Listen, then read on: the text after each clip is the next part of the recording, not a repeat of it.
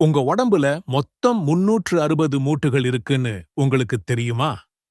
ஆச்சரியமா இருக்குல்ல.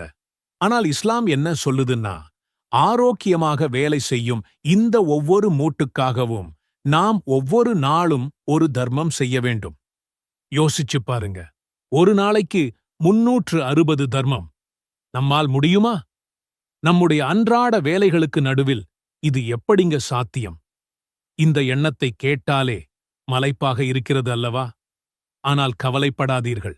அல்லாஹ்வின் மாபெரும் கருணையால் இந்த 360 தர்மங்களின் முழு நன்மையையும் மிக எளிமையாகப் பெற ஒரு வழி இருக்கிறது.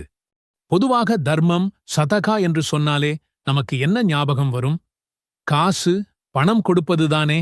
ஆனால் இஸ்லாத்தில் தர்மத்தின் அர்த்தம் ரொம்ப பெரியது. நீங்கள் சொல்லும் ஒவ்வொரு சுப்ஹானல்லாஹ், ஒவ்வொரு அல்ஹம்துலில்லாஹ், ஒவ்வொரு அல்லாஹூ அக்பர் எல்லாமே தர்மம்தான். ஒருவருக்கு நன்மையைச் சொல்வது, தீமையிலிருந்து தடுப்பது, ஏன் வழியில் கிடக்கும் ஒரு கல்லை எடுத்துப் போடுவது கூட தர்மம்தான்.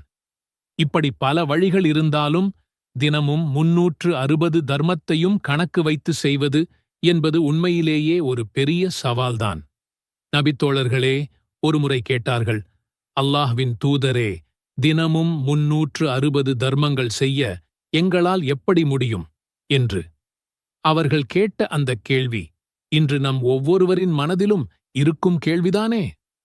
இதற்கு நம் கருணை நபி ஸல்லல்லாஹு அலைஹி வஸல்லம் அவர்கள் என்ன ஒரு அழகான தீர்வைக் காட்டினார்கள் தெரியுமா? நபித்தோழர்களின் அந்த கவலையை புரிந்து கொண்ட நபி ஸல்லல்லாஹு அலைஹி வஸல்லம் அவர்கள் மிக மிக அழகான எளிமையான ஒரு வழியைச் சொன்னார்கள். அவர்கள் கூறினார்கள், பள்ளிவாசலில் உள்ள எச்சிலைக் கண்டால் அதை அகற்றுவதும், பாதையில் கிடக்கும் தொல்லை தரும் பொருளை அகற்றுவதும் தர்மமாகும்.